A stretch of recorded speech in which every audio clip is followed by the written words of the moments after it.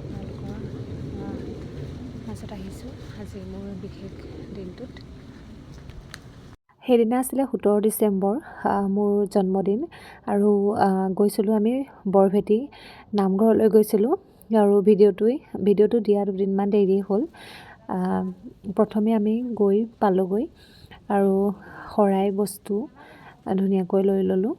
আৰু তেতিয়া সেইদিনা মানুহ যথেষ্ট কম, আৰু এনেকুৱা দিনত আচলতে গৈ ভালেই লাগে। আমি ধুনীয়াকৈ শৰাই ল'লোঁ। শৰাই বস্তু লৈ নামঘৰৰ ভিতৰলৈ সোমাই আহিলোঁ আৰু শৰাইখন চাকি ধূপ ধুনীয়াকৈ জ্বলাই লৈ আমি শৰাই আগবঢ়াই ল'লোঁ নামঘৰৰ ভিতৰত। বৰভেটি নামঘৰৰ পৰিৱেশটো খুবেই বেছি ধুনীয়া, আৰু এই নামঘৰ ভাগিলৈ বহু দূৰ দূৰণিৰ পৰা মানুহ আহে। আৰু এয়া আমি ভেটিলৈ গৈ আছোঁ। ধুনীয়াকৈ চাকি ধূপ জ্বলাই ল'লোঁ। জ্বলাই আমি ভেটিত চাৰিওপাশে ঘূৰিলোঁ। এতিয়া যিহেতু ধানৰ দিন, সেইবাবে এয়া খেতি পথাৰ দেখিছে ধুনীয়াকৈ ওলাই আছে আৰু ধান কঢ়িয়াই আছে ট্ৰেক্টৰে।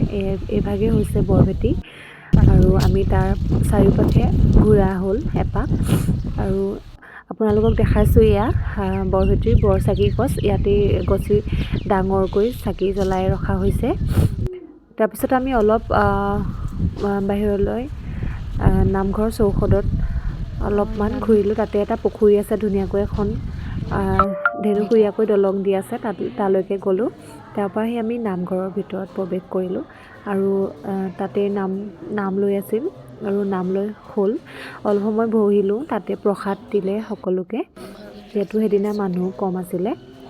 আমি ধুনীয়াকৈ প্ৰসাদ খাই আৰু প্ৰসাদ ল'লোঁ। তাৰপিছত ঘৰলৈ বুলি উভতিলোঁ। আপোনালোকো যাবচোন।